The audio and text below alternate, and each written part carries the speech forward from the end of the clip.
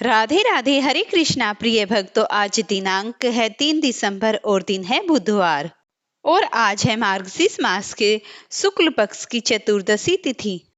चतुर्दशी तिथि आज दोपहर के 12:26 पर प्रारंभ होगी, जिसका समापन अगले दिन 8:26 पर होगा। अब आप आज की कथा सुनिए। श्री नारद जी बैकुंठ धाम में श्री चरणों में भगवान के निवास कर रहे थे। उन्होंने देखा युगों युगों से पीड़ित इस संसार में सभी दुख और दरिद्र से ग्रसित हैं। और तब उन्होंने विनम्रता से पूछा, हे प्रभु, कौन सा व्रत नियम है जिसके करने से सदैव मनुष्य को सुख और शांति की प्राप्ति हो सकती है। तब भगवान श्री हरि मुस्कुराते हुए कहा, हे नारद, कलयुग में सत्यनारायण का व्रत ही सबसे सरल और फलदायी उपाय है। इस व्रत के करने मात्र से ही मनुष्य को समस्त प्रकार के सुखों की प्राप्ति हो जाएगी। सत्यनारायण कथा भगवान विष्णु के सत्य स्वरूप की महिमा का वर्णन करती है। यह कथा श्रद्धा और विश्वास का प्रतीक है जो परिवार में सुख, शांति और समृद्धि लाती है। इसे पूर्णिमा, एकादशी या शुभ अवसरों पर किया जाता है। कथा में सत्कर्म, सत्य की महत्ता और ईश्वर के प्रति भक्ति का संदेश दिया गया है। भगवान सत्यनारायण की पूजा से जीवन की कठिनाइयां दूर होती हैं और मनोकामनाएं पूर्ण हो जाती हैं।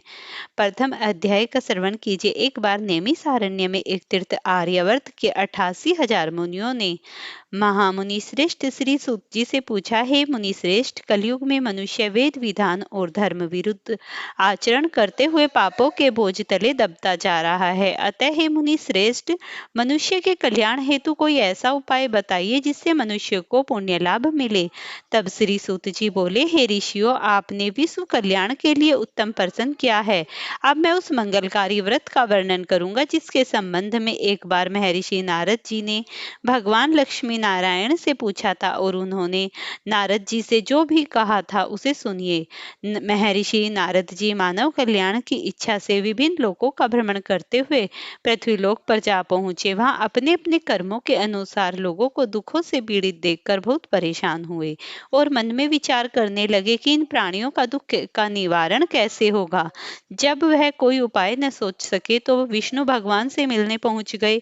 वहां नारद जी ने श्वेत वर्ण और 4 भुजाओं वाले शंख, चक्र, गदा और पदा से सुसज्जित भगवान विष्णु की स्तुति करते हुए कहा, हे नारायण, आप सर्वशक्तिमान व सृष्टि के पालन करता हैं।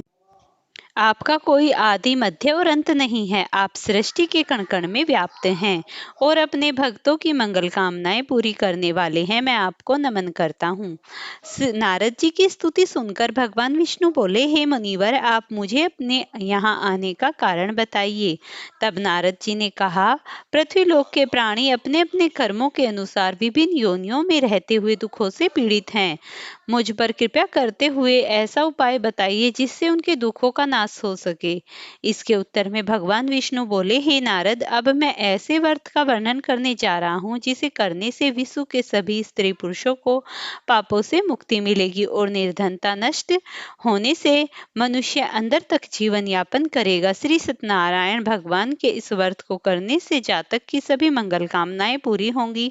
नारद जी ने जब व्रत हेतु विधि विधान की जानकारी चाहिए तो श्री नारायण बोले, मन से, वचन से और कर्म से शुद्ध होकर मनुष्य भक्ति एवं श्रद्धा भाव से किसी भी दिन यह व्रत कर सकता है। इस व्रत में नवेद आदि भक्ति भाव से अर्पित कर ब्राह्मणों को भोजन कराने व दक्षिणा देने से सभी सुखों की प्राप्ति होती है। इस प्रकार सत्यनारायण भगवान की आराधना से सभी कष्टों से मुक्ति पाकर मनुष्य धन से संपन्न व सुखी होकर आनंद पूर्वक जीवन व्यतीत करता है। इसी के साथ अब प्रथम अध्याय समाप्त हुआ। अब आप द्वितीय अध्याय सुनिए। श्री सूत जी बोले, हे ऋषियों मुनियों, अब मैं आप सबको उस निर्धन ब्राह्मण की कथा सुना रहा हूँ जिसने श्री सत्यनारायण भगवान का सबसे पहले व्रत किया। प्राचीन समय में वह निर्धन ब्राह्मण काशी में रहता था और काशी में भिक्षा मांगकर अपना जीवन यापन किया करता था। ब्राह्मण की दुर्दशा देखकर ब्राह्मणों से प्रेम करने वाले श्री सत्यनारायण भगवान ने एक दिन बूढ़े व्यक्ति का रूप परिवर्तित कर उसके पास गए और जाकर पूछने लगे, हे ब्राह्मण देवता, तुम इस तरह घर घर भिक्षा मांगकर अनेक कष्टों को सहन करते हुए कैसे जीवन यापन कर रहे हो? ये दरिद्रता तुम्हारे जीवन में क्यों है? दरिद्र ब्राह्मण ने कहा, हे मित्र, आय का कोई साधन न होने के कारण मैं भिक्षा मांगकर अपना जीवन यापन कर रहा हूँ। निर्धन ब्राह्मण की बात सुनकर बूढ़े व्यक्ति ने कहा, हे मित्र, श्री सत्यनारायण भगवान का व्रत से सभी कष्टों का निवारण हो जाएगा। श्री सत्यनारायण भगवान की पूजा आराधना करने से तुम्हारी सभी मनोकामनाएं पूरी होंगी और तुम्हारे घर में धन संपत्ति की वर्षा होगी। ब्राह्मण को व्रत करने की विधि बताकर सत्यनारायण भगवान अंतर्धान हो गए। निर्धन ब्राह्मण ने बूढ़े व्यक्ति द्वारा बताए व्रत को करने का निश्चय किया। उस रात उसे नींद नहीं आई। वह व्रत करने के बारे में ही सोचता रहा और रात भर श्री सत्यनारायण भगवान का स्मरण करता रहा। प्रातः उठकर सत्यनारायण भगवान का व्रत रखने का निश्चय करता हुआ निर्धन ब्राह्मण भिक्षा मांगने के लिए निकल पड़ा। उस दिन ब्राह्मण को भिक्षा में बहुत धन मिला। घर लौटकर उसने अपने अपने आसपास के लोगों के साथ श्री सत्यनारायण भगवान की पूजा करने व उन्हें व्रत कथा सुनाने के बाद सभी को प्रसाद देकर स्वयं भी प्रसाद ग्रहण किया। कुछ ही दिनों में ब्राह्मण की निर्धनता दूर हो गई। उसके घर में धन धान्य की वर्षा होने लगी। हे मुनि श्रेष्ठ, अब मैं आपको उन लोगों की भी कथा सुनाता हूँ जिसने उस ब्राह्मण से श्री सत्यनारायण भगवान की व्रत कथा सुनकर यह व्रत किया।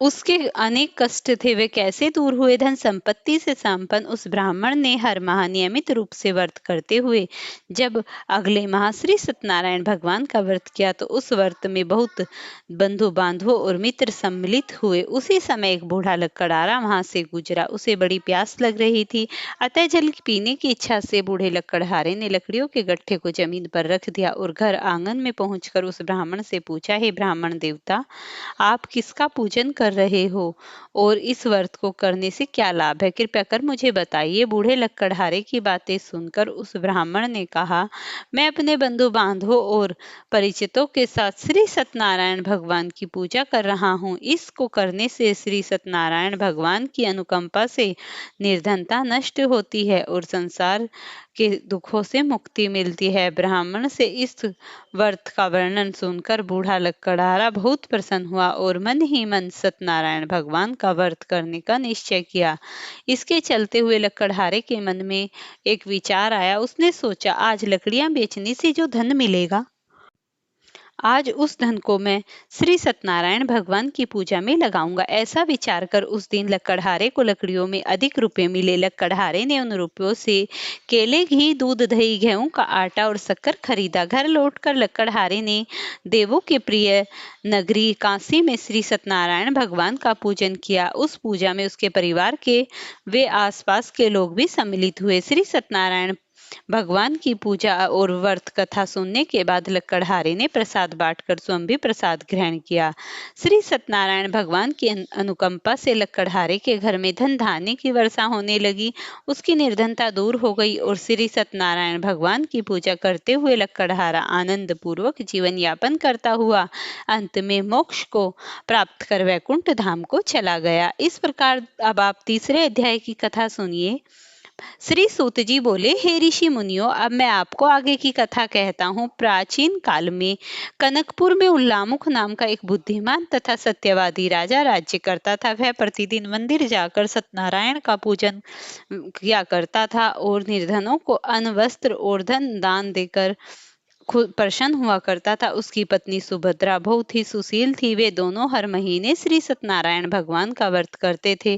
सत्यनारायण की अनुकंपा से महल में धन धान्य के भंडार भरे थे। उनकी सारी प्रजा बहुत ही सुखी थी, जीवन यापन कर रही थी। एक बार राजा और रानी बहुत से लोगों के साथ जब भद्रशिला नदी के किनारे श्री सत्यनारायण भगवान की पूजा कर रहे थे तो नदी के किनारे एक बड़ी नाव आकर ठहरी। उस नाव में एक धनी व्यापारी यात्रा कर रहा था। वह बहुत सा धन कमाकर अपने नगर को लौट रहा था। उसका सारा धन उस नाव में रखा हुआ था। नाव से उतरकर व्यापारी राजा के समीप पहुंचा। राजा को पूजा करते देख उसने कहा, हे राजन, आप इन सब लोगों के साथ मिलकर किसकी पूजा कर रहे हो? इस पूजा के करने से मनुष्य को क्या लाभ होता है? राजा ने व्यापारी से कहा, हम हर पूर्णिमा को सत्यनारायण भगवान का व्रत करते हैं और फिर पूजा अर्चना के बाद भगवान का प्रसाद लोगों को बांटकर स्वयं भी ग्रहण करते हैं। सत्यनारायण भगवान की पूजा से से दुखियों के सारे दुख दूर होते हैं। राजा की बात सुनकर व्यापारी ने कहा, हे राजन, मैं भी श्री सत्यनारायण भगवान का व्रत करना चाहता हूँ। कृपया मुझे इस व्रत को करने की विधि बताइए। राजा ने व्यापारी को सत्यनारायण व्रत की पूरी विधि बताई। राजा ने व्रत कथा सुनने के बाद व्यापारी को भी प्रसाद दिया। श्री सत्यनारायण भगवान का स्मरण करते हुए व्यापारी ने प्रसाद ग्रहण किया और लौटकर अपनी पत्नी लीलावती से कहा, हमारी कोई संतान नहीं है। यदि सत्यनारायण भगवान की अनुकंपा से हमारी कोई संतान हुई तो मैं श्री सत्यनारायण भगवान का व्रत अवश्य करूंगा। व्यापारी के ऐसा निश्चय करने के कुछ समय बाद लीलावती गर्भवती हुई और उसने एक सुंदर कन्या को जन्म दिया। व्यापारी ने पुत्री जन्म पर बहुत खुशियां मनाई, लेकिन सत्यनारायण भगवान का व्रत नहीं किया। जब उसकी पत्नी लीलावती ने अपने पति से व्रत करने को कहा तो वह बोला, अभी क्या जल्दी है, इसका विवाह होगा तब मैं अवश्य ही सत्यनारायण भगवान का व्रत करूंगा। अपने पति के वचन सुनकर लीलावती चुप रह गई। व्यापारी की कन्या कलावती शुक्ल पक्ष के चंद्रमा की तरह बढ़ने लगी। एक दिन व्यापार में बहुत सा धन कमाकर लौट रहे व्यापारी ने अपनी बेटी को सहेलियों के साथ उपवन में घूमते देखा तो उसे उसके विवाह की चिंता होने लगी। व्यापारी ने कलावती के लिए सुयोग्य वर ढूंढने के लिए अपने सेवकों को दूर दूर नगरों में भेजा। व्यापारी के सेवक कंचनपुर नगर में पहुंचे। उस नगर में उन्होंने एक वर्णिक पुत्र को देखा। वर्णिक पुत्र अत्यंत सुंदर और गुणवान था। सेवकों ने वापस लौटकर व्यापारी को उस वर्णिक पुत्र के बारे में बताया। व्यापारी उस सुंदर लड़के को देखकर बहुत प्रसन्न हुआ और कलावती का विवाह बहुत धूमधाम से उसके साथ कर दिया। दहेज में उनके वर्णिक पुत्र को बहुत सा धन दिया। कलावती का विवाह भी हो गया, लेकिन व्यापारी ने श्री सत्यनारायण भगवान का व्रत नहीं किया। लीलावती ने अपने पति से कहा, नाथ, आपने कलावती के विवाह पर श्री सत्यनारायण भगवान का व्रत करने का निश्चय किया था, अब तो आपको व्रत कर लेना चाहिए। पत्नी की बात सुनकर व्यापारी ने कहा, अभी मैं अपने दामाद के साथ व्यापार के लिए जा रहा हूँ। व्यापार से लौटने पर श्री सत्यनारायण भगवान का व्रत पूजन अवश्य करूंगा।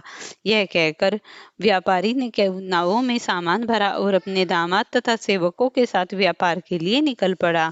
उस व्यापारी द्वारा बार बार व्रत का निश्चय करने पर फिर से न करने पर सत्यनारायण भगवान क्रोधित हो गए और व्यापारी को दंड देने का निश्चय किया। व्यापारी अपने दामाद के साथ सारपुर में पहुंचकर व्यापार करने लगा। एक दिन कुछ चोर महल में चोरी करके भाग रहे थे। सैनिक उनका पीछा कर रहे थे। भागते हुए चोरों ने सैनिकों से बचाने के लिए चोरी का धन अवसर पाकर व्यापारी की नाव में छिपा दिया। चोरों का पीछा करते हुए सैनिक व्यापारी के पास पहुंचे। उन्होंने व्यापारी की नाव की तलाशी ली तो उन्हें राजा का चोरी किया सामान मिल गया। तब सैनिकों और व्यापारियों और उसके दामाद को बंदी बनाकर राजा के पास ले गए। राजा ने उन दोनों बंदी गृह में डाल दिया और सारा धन उनसे ले लिया। श्री सत्यनारायण भगवान के प्रकोप से उधर लीलावती पर भी मुसीबतों का पहाड़ टूट पड़ा। उसके घर में चोरी हो गई और सारा धन चोर चुरा कर ले गए। घर में खाने के लिए अन्न भी नहीं बचा। भूख प्यास से व्याकुल होकर व्यापारी की बेटी कलावती एक ब्राह्मण के घर गई। उस ब्राह्मण के घर में श्री सत्यनारायण भगवान की व्रत कथा हो रही थी। उसने भी वहां बैठकर व्रत कथा सुनी और प्रसाद लिया। घर लौटकर कलावती ने अपनी माँ लीलावती से सारी बातें कही। कलावती से श्री सत्यनारायण भगवान की व्रत कथा की बात सुनकर लीलावती ने निश्चय किया कि अगले दिन लीलावती अपने परिवार और आसपास के लोगों के साथ श्री सत्यनारायण भगवान की पूजा पाठ की। पूजा के बाद उसने स्वयं प्रसाद ग्रहण किया। लीलावती ने अपने पति और दामाद के घर लौट आने की मनोकामना से श्री सत्यनारायण भगवान का व्रत किया। लीलावती ने विधि पूर्वक व्रत करने से, प्रसाद ग्रहण करने से भगवान सत्यनारायण प्रसन्न होकर उसकी मनोकामनाएं पूरी की। उन्होंने राजा चंद्रकेतु को स्वप्न में कहा, हे राजन, व्यापारी और उसके दामाद बिल्कुल निर्दोष हैं। सुबह उठते ही उन दोनों को मुक्त कर दो। उन दोनों को सारा धन वापस दे दो। यदि तुमने ऐसा नहीं किया तो मैं तुम्हारा सारा वैभव नष्ट कर दूंगा। इतना कहकर श्री सत्यनारायण भगवान वहां से अंतर्धान हो गए। प्रातः होते ही राजा चंद्रकेतु ने अपने मंत्रियों और राज ज्योतिषों को रात रात के स्वप्न के बारे में बताई हुई बातें और सबने व्यापारी और उसके दामाद को छोड़ने के लिए कह देते हैं। राजा चंद्रकेतु ने तुरंत उस व्यापारी और उसके दामाद को छोड़ दिया, सारा धन भी वापस कर दिया। इस प्रकार श्री सत्यनारायण भगवान की अनुकंपा से व्यापारी और उसका दामाद दोनों खुशी खुशी अपने नगर की ओर चल पड़े। इस तरीके से अब आप चतुर्थ अध्याय का श्रवण कीजिए। सूत जी बोले, उस व्यापारी ने अपने दामाद के साथ शुभ मुहूर्तों में नावों द्वारा सारासार से प्रस्थान किया। लंबी यात्रा करने के बाद व्यापारी ने एक नगर के किनारे नावों को रोककर भोजन किया और फिर दोनों विश्राम करने लगे। तभी श्री सत्यनारायण भगवान साधु के रूप में व्यापारी के पास पहुंचे और बोले, हे वर्णिक, तेरी नावों में क्या लदा है? व्यापारी ने सोचा, दांडी साधु अवश्य ही कुछ मांगने की इच्छा से सामान के बारे में पूछ रहे हैं। सोचकर व्यापारी ने झूठ बोला, हे दांडी, मेरी नाव में बेलपत्ते भरे हैं। व्यापारी के झूठे वचन सुनकर सत्यनारायण भगवान ने क्रोधित होते हुए कहा, हे वेश्या, तुमने जो कहा वह सत्य होगा। ऐसा कहकर सत्यनारायण भगवान कुछ दूर जाकर अंतर्धान हो गए। उधर व्यापारी दांडी साधु का वहां से खाली हाथ लौटकर बहुत प्रसन्न हुए, लेकिन जब व्यापारी ने अपनी नावों को बेल और पत्तों से भरे हुए देखा तो विलाप करने लगा और अपने झूठे बोलने पर यह प्रायश्चित करने लगा। रोते रोते व्यापारी मूर्छित होकर गिर गया। कुछ देर बाद जब उसकी मूर्छा नष्ट हुई तो उसके दामाद ने कहा, आप मेरे दुख से दुखी मत होइए, यह सब उस दांडी साधु के श्राप के कारण हुआ है। अब आप उसी दांडी स्वामी के पास जाइए, वहीं से तुम्हारी विपत्तियों से छुटकारा दिला सकते हैं। दामाद के ऐसे वचन सुनकर दांडी स्वामी साधु की तलाश में चल दिए। कुछ दूर जाने पर उसने एक वृक्ष के नीचे दांडी साधु के रूप में श्री सत्यनारायण भगवान से मिलने गए।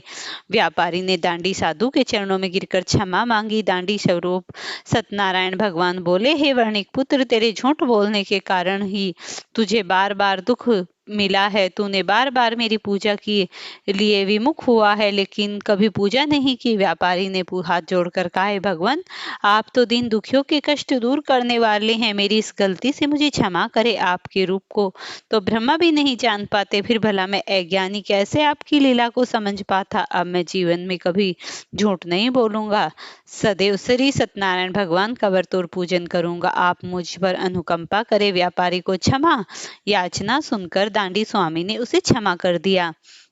उसी समय व्यापारी की नाव से भरे हुए बेल और पत्ते धन धान्य में परिवर्तित हो गए। व्यापारी ने अपने सेवकों के साथ अगले दिन श्री सत्यनारायण भगवान का व्रत करके उनकी पूजा की। सबको प्रसाद वितरित करने के बाद स्वयं भी प्रसाद ग्रहण कर व्यापारी अपने नगर की ओर चल पड़ा। अपने नगर में पहुंचकर व्यापारी ने एक सेवक को अपने घर भेजा। सेवक ने लीलावती को सूचित किया।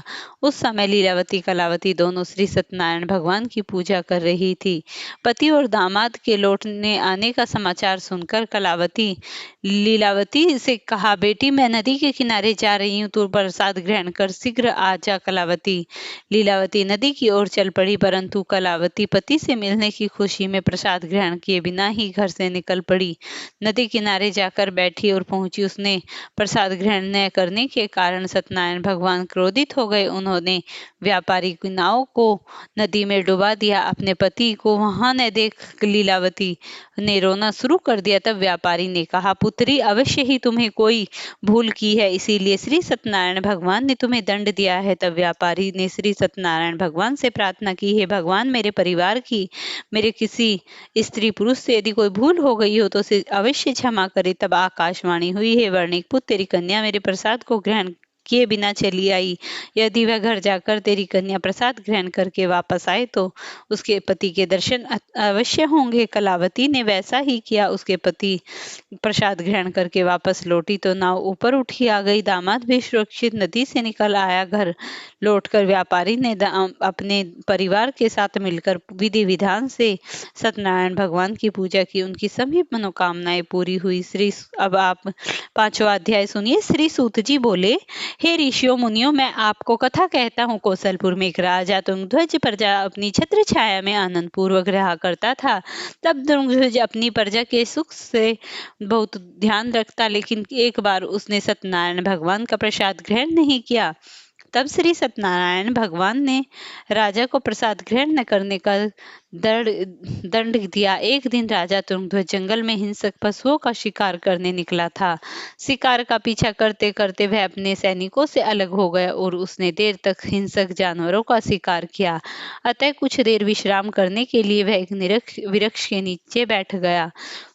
समीप ही कुछ कुछ चरवाहा श्री सत्यनारायण भगवान की पूजा कर रहे थे। राजा ने उनके पास से गुजरते हुए श्री सत्यनारायण भगवान को नमस्कार किया। चरवाहों ने राजा को पूजा के बाद प्रसाद दिया तो राजा ने प्रसाद भी ग्रहण किया और घोड़ों पर सवार हो अपने नगर की ओर चल दिए। राजा जब नगर में पहुंचा तो देखा कि उसका सारा धन वैभव नष्ट हो चुका है। श्री सत्यनारायण के प्रकोप से राजा निर्धन हो गया। तब राज्य ज्योतिषों ने कहा, हे महाराज, आपने अवश्य कोई भूल की है। अगर आप उस भूल का प्रायश्चित कर लें तो सब कुछ पहले जैसा हो जाएगा। राजा को तुरंत अपनी भूल का स्मरण आया। अतः मंदिर में जाकर राजा ने श्री सत्यनारायण भगवान से क्षमा मांगी और उनसे पूजा की। पूजा के बाद प्रसाद ग्रहण करने से श्री सत्यनारायण भगवान की अनुकंपा से चमत्कार हुआ। राजा का खोया वैभव पुनः लौट आया। श्री सत्यनारायण भगवान की कृपा से जीवन के सभी सुखों का भोग करते हुए अंत में राजा मोक्ष को प्राप्त हुआ। इसी प्रकार श्री सत्यनारायण भगवान के व्रत और पूजन को करने से मनुष्य दुख चिंताएं नष्ट हो जाती हैं, सभी मनोकामनाओं को प्राप्त कर मोक्ष को सीधे वैकुंठ धाम को जाता है। श्री सूत जी कुछ पल रुक कर कहा, हे मुनि श्रेष्ठ, श्री सत्यनारायण भगवान के व्रत से पूर्व जन्मों में जिन लोगों ने किया उन्हें दूसरे जन्म में भी सभी तरह के सुख प्राप्त हुए। वृद्ध सनातन ब्राह्मण ने पूर्व जन्म में भगवान सत्यनारायण का विधि व्रत किया। वह दूसरे जन्म में सुदामा के रूप में भगवान की पूजा करते हुए अंत में मोक्ष को प्राप्त हुआ, वैकुंठ धाम को चला गया। उल्लामुख राजा अगले जन्म में राजा दशरथ के रूप में मोक्ष को प्राप्त कर वैकुंठ को गए। व्यापारी ने मोरध्वज के रूप में जन्म लिया और अपने वर्णिक पुत्र को चीरकर भगवान की अनुकंपा से वैकुंठ को प्राप्त किया। राजा तुंगध्वज अगले जन्म में मनु के रूप में जन्म लेकर सत्कर्म करते हुए मोक्ष को प्राप्त कर वैकुंठ धाम को गए। हे ऋषि मुनियों, श्री सत्यनारायण भगवान का व्रत और पूजा करने से सभी चिंताएं मिट जाती हैं, मोक्ष को प्राप्ति होती है और मनुष्य अनंत काल तक वैकुंठ में